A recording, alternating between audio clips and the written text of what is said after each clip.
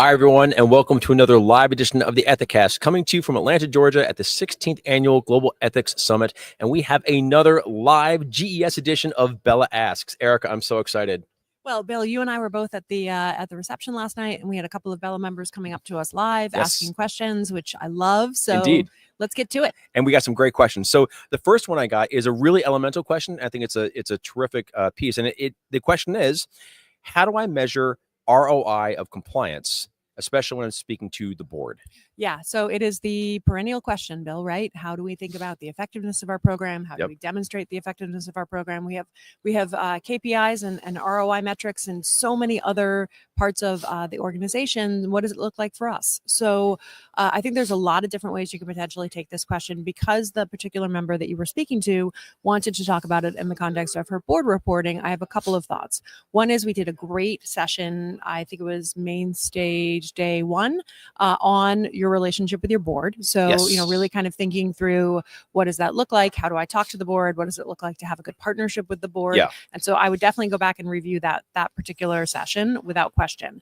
But on the specific ROI question, I think there's a couple of different ways you can take this. We see a lot of companies doing a board reporting cadence where with some level of regularity, it's usually once a year, they talk about the program as a whole, right? Here's our updated risk assessment. Here's how we're thinking about our risk profile. Here are the kinds of things that we're going to be doing over the course of the next year, things along those lines that really give the board a sense of the scope and the dimension of the program.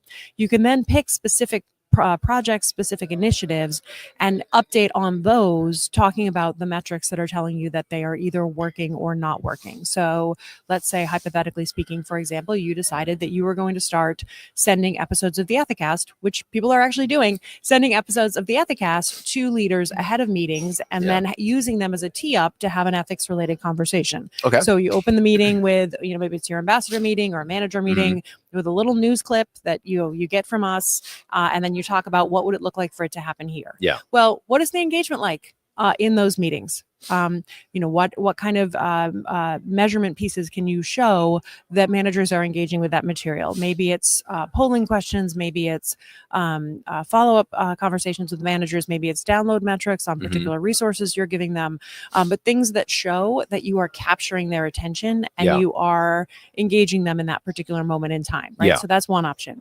I'm as you know well, Bill, an enormous fan of data layering. So there, as Katie Kruger, our colleague, said from the stage yesterday, there is no one data set that's going to solve all your answers. I'm sorry, but there isn't. There is If only it were that simple. If only it were that simple. There's no one data set that's going to solve all of your problems. So how can you think about data layering, right? Pulling in different pieces of data, different pieces of information, layering them on top of each other to give you a more fulsome picture of what's happening in a particular part of the business. Yeah. The other thing I really like on this front is thinking about performance metrics versus activity metrics, right? So an activity metric would be completion of training. Okay.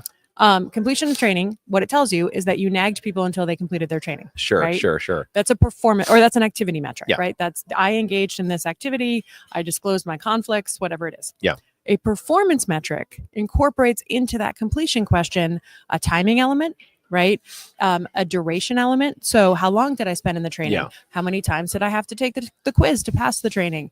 How quickly did I take it after it was assigned to me? Yeah. Those are the kinds of things that we see organizations utilizing to really figure out how to get a sense of whether or not employees are engaging with the information they're putting out into their ecosystem, and thinking carefully about the ways in which they can tweak that to win hearts and minds. Because at the end of the day, that's really what we are all after. So those are just a couple of ideas. Obviously, not knowing what company this BELA member is from, what industry they're in, what their director's proclivity is for these conversations, right? Because as we talked about yesterday in our session, when we were talking about how to build good partnerships with the board, a lot of this is going to depend on what your directors want to talk about, right? Which is going to be colored by their own background, their experience, the companies they have come from, and the kinds of oversight metrics they're interested in. Yeah. Do you mind if I ask a follow-up question?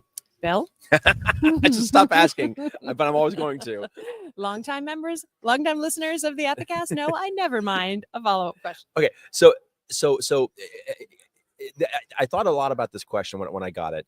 And and I love how you mentioned how you need to understand what it is your board's going to want from you. Right? Yes, It's not just there's not a golden set of data points you need to bring up. You're not reporting to a board. Yeah, you're reporting to your board. Yeah, yes, and there's not a golden set of metrics that'll work for every single board interaction. Exactly. Having said that, though, and looking over the course of your experience, are there particular metrics that often seem to be pretty effective, or at least are worthy of consideration? If you're starting from zero, going, man, I appreciate data layering. I understand how to create a presentation strategy, but I just don't know what actual data I should be including in here. I don't even know where to begin. Mm-hmm. What are some particular data points that you see a lot of BELA members often using, even if, and this may not even be perfectly applicable to the person who asked this question, but as a commonality, what are some data points that you tend to see people using when they're using it to try to prove that ROI, and perhaps more importantly, to prove that their program is building value for the organization?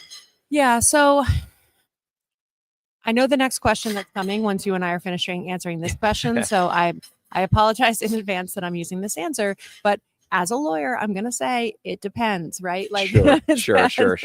And it does. It depends, because it depends on what industry you're in. It depends on your most recent risk assessment. It depends on who's doing your most recent risk assessment. If you are in an organization that has a lot of exposure to credit risk, right, you might want to start with the credit evaluators, latest sort of run through. If you have significant lenders, and one of the things that they are looking at is the creditworthy risk, right? We are hearing from a lot of companies right now that when they are in conversations with their D&O insurance company, when they're in conversations with their bank lenders, when they're in conversations with the credit agencies, those organizations are asking questions about the way in which you are mitigating risk. And that includes people-created risk, which is what E&C does. So you may be able to use that as an entree point into the conversation with your board to talk about, this is the conversation that I just had with Moody's, or this is the conversation that I just had with fill in the name blank bank rather. And that might give you a really good starting point, because the board is going to care about that, because that is about cost of borrowing. Right. Yeah. That is about cost of borrowing, and the board's going to care a lot about that. Outstanding. Well, look, I have another question for you that I received last night. Yes. And this is born out of a terrific conversation I had with somebody. And it really boils down to this. How do I succeed in ethics and compliance if I'm coming at it and I don't have a legal background? How do I thrive in E&C and I'm not a lawyer? Yep. So, Matt Kelly at Radical Compliance has done a really great series on this whole question of, do you need to be a lawyer to succeed in compliance? Yeah. And there are certainly ways in which a legal training is going to set you up well to understand the regulations and things along those lines. But if we look at the makeup of compliance teams today, we are seeing that 3 disciplines are the fastest growing backgrounds that people are coming from. And those 3 disciplines are data analytics, right? So understanding how to work with data, what does it look like? That's a very fast growing skill set on a team. Communications and marketing, because at the end of the day, what we're doing is we're trying to engage employees. So the more you understand about how to do that, the better positioned you're going to be to succeed on the team. And then we're also seeing people coming from quality and safety backgrounds, because those are very analogous to the work that the compliance team does. The 4th one, by the way, is HR, right? So coming into compliance with a people or employee relations background. So the short answer is no. Of course, you don't have to be a lawyer to succeed in this in this industry. You are going to need to know how to work with lawyers, because you're going to have a lot of them that you're going to be partnering with. Without question. True. Yes. But there's lots of different ways that you can position yourself for success in this space. Yeah, because the person I got this question from was coming at this from a communications and marketing background. It's a great background for this role. Yeah, absolutely. And one thing I was talking to her is so much of what we do in this profession is based around storytelling, and that communications marketing superpower is automatically understanding how to tell a great story and how to communicate things. And it's almost easier to have that competency of storytelling and then learn some of the other programmatic aspects aspects of it, rather than to know that initially, then figure out, all right, now how do I become a storyteller? So I was like, you actually have a leg up on these things. I thought this was kind of a really cool conversation to have. Yeah, no, absolutely. Absolutely. And it's, for a very long time in the sort of the early days of this profession, it was all lawyers talking to lawyers, right? Yeah, right. And so much like our companies benefit from a diversity of backgrounds, our organizations, this particular function, this industry, this discipline benefits from a variety of backgrounds. Absolutely. Well, look, Erica, thank you so very much for answering these questions from the community. It's a delight that we get them live here at GES. Yes. It's exactly what we wanted to have happen. So glad people hit us with your questions.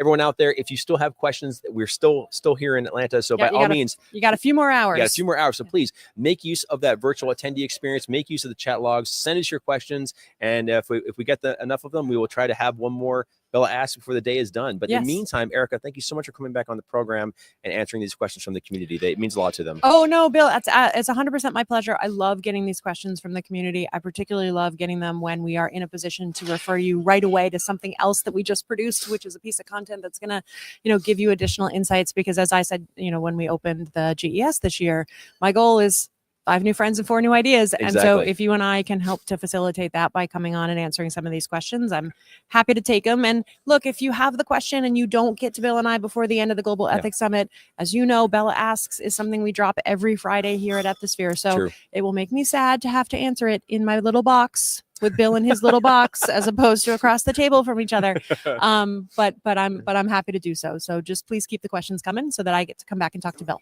Well, this has been another episode of the Ethicast Live, coming to you from Atlanta, Georgia at the 16th Annual Global Ethics Summit. Everyone, thank you so much for watching. We'll see you again soon. Bye now.